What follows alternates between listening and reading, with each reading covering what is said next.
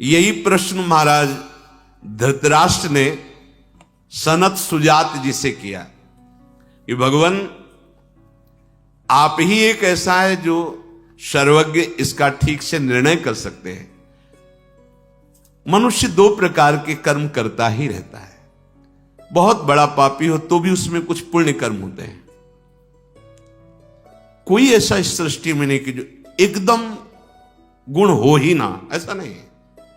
गुण अवगुण, पाप पुण्य, ये मिश्रित शरीर बना हुआ है। अगर कोई संभाल ले गया और कुमति को नष्ट कर लिया तो फिर सुमति हो, फिर मोक्ष पदवी प्राप्त हो जाती है, फिर वो पाप पुण्य दोनों से ऊपर उठ जाता है। नहीं तो प्रायः देखा जाता है बड़े से बड़े गुणवान में भी कोई दोष होता है और बड़े से बड़े दोषी में कोई गुण होता है। ये गुण दोष में सृष्टि की रचना है। जड़ चेतन गुण दोष में विश्व कीन करतार, संत हंस गुण गाहे पे परिहरि वार विकार। तो महाराज एस्मिन् धनवान ना चरंती ही केचित तथा धर्मान केचिदिहा चरंती धर्मः पापेन प्रतिहन्यते स्वी दुताहो धर्मः प्रतिहन्ति पापम। हे सनत सुजात जी, ऐसा हमने सुना है कि कुछ लोग धर्माचरण तो बहुत करते हैं पर साथ में पापाचरण भी करते हैं। तो क्या धर्माचरण से पापाचरण नष्ट हो जाता है? सनत सुजात जी ने कहा, उभयमेव तत्रोपयुज्यते फलम धर्मस्यै वेतरस्य च। धर्म और अधर्म अर्थात पाप और पुण्य, इसके दो मार्ग हैं। अगर आप पाप कर रहे हैं तो अलग हिसाब है और पुण्य कर रहे हैं तो उसका अलग हिसाब है। आपके बहुत अधिक पाप हो गए हैं, नाम मात्र के पुण्य हैं, तो पहले नरक जाना होगा आपको। अगर आपके बहुत पुण्य हो गए हैं तो पहले आपको स्वर्ग जाना होगा, वहां पुण्य भोग करना होगा। कुछ जो पुण्य और पाप बनते फिर शरीर की रचना होकर मृत्यु लोक में आता है। ऐसा नहीं है। तस्मिन् स्थितो वाप्युभयम ही नित्यम ज्ञानेन विद्वान प्रतिहन्ति सिद्धम तथान्यथा पुण्य मुपैति देहि तथा गतम पाप मुपैति सिद्धम। तस्मात् शास्त्रम प्रमाणम। ऐसे नहीं कि आप मनमानी बोल दो आपकी बात मानी जाएगी, शास्त्र में प्रमाणित होनी चाहिए। श्री सनत सुजात जी कह रहे हैं कि पुण्य के द्वारा पाप को नष्ट नहीं किया जा सकता, उसका अलग विभाग है, उसका अलग आपको फल मिलेगा। हां, एक उपाय है जिससे नष्ट किया जा सकता है, वो है भगवान का भजन। ये त्रिगुणात्मिका माया से विलग है। ये त्रिगुणातीत है, जैसे राधा राधा राधा राधा। ये त्रिगुणात्मिका माया के द्वारा रचित कर्मों में नहीं है। भगवान का नाम, भगवान का रूप, भगवान की लीला, भगवान का धाम, ये त्रिगुणातीत है। ये गुणमयी माया के अंतर्गत नहीं है, ये मायातीत है। इसी मायातीत नाम के बल से हम माया पर विजय प्राप्त करते हैं। जो विद्वान ये बात समझ जाता है ज्ञान के द्वारा कि एकमात्र परमात्मा की शरण, परमात्मा का भजन ध्यान ही तुम्हारे पाप और पुण्य दोनों का नाश करके परम सुख, परम आह्लाद, परम पद प्रदान करेगा। यह शास्त्रों में प्रसिद्ध बात है। सनत सुजात जी कहते हैं अगर ऐसी बात नहीं मानता तो वो देहाभिमानी मनुष्य पुण्य और पाप दोनों का क्रमशः फल भोगता ही रहेगा। जब से सृष्टि रची गई तब से आज तक चल रहा है यही पाप पुण्य का क्रम। इस प्रकार पुण्य बढ़ा तो स्वर्ग, पाप बढ़ा तो नरक। स्वर्ग और नरक दोनों अस्थिर हैं, ये अविनाशी नहीं है, ये स्थिर नहीं है, ये स्थिर पद नहीं है।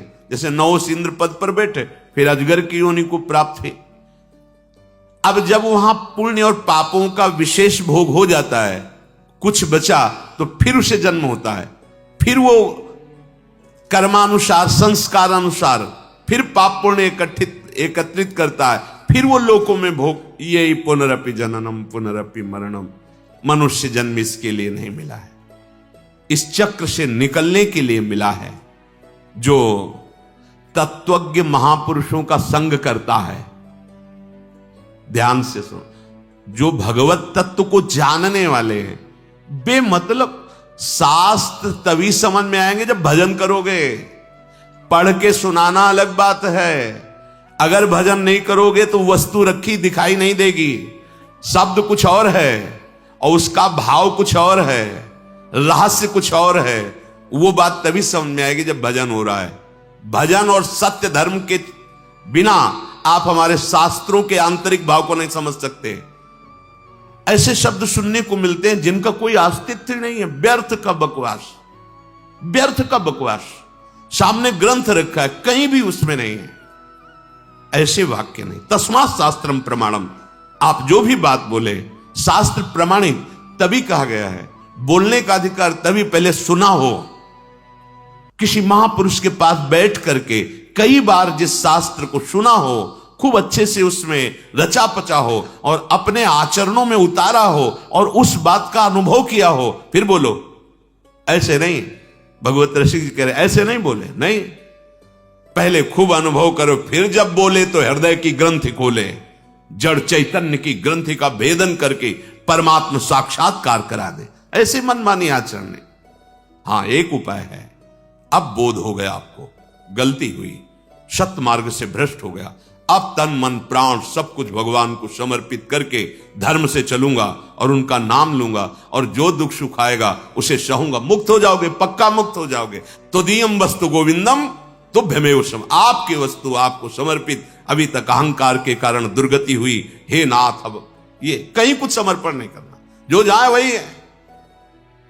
हम ये नहीं कह रहे कि आपके पवित्र होने का रास्ता ही नहीं, रास्ता है पर ऐसा नहीं है।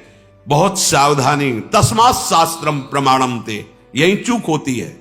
हम शास्त्र के शब्दों को तोड़ मरोड़ कर ऐसे बोलते नहीं, शास्त्र किसी के अनुकूल नहीं, शास्त्र के अनुकूल तुमको चलना होगा। कानून किसी के अनुकूल नहीं होता, कानून के अनुकूल चलना होगा। श्री कृष्ण अनुकूल लेन प्रतिकूल से वर्जनम, ये सत मार्ग है, सत शास्त्र है।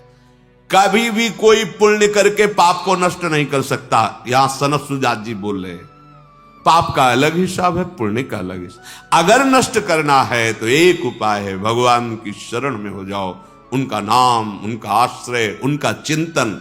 अगर देहाभिमानी इस बात को नहीं मानता है तो अपने पाप और पुण्यों का फल भोगता है। अवश्य में वो भोक्तव्यम कृतम कर्म शुभाशुभम, भगवान बोल रहे हैं।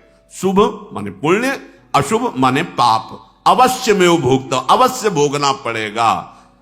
अगर एक मात्र उपाय है तो भगवान की शरण में हो जाओ। सर्वधर्मान परित्यज्य मामेकम शरणम व्रज, तो अहम त्वाम सर्व पापी, मालिक है वो, ठीक कर देंगे।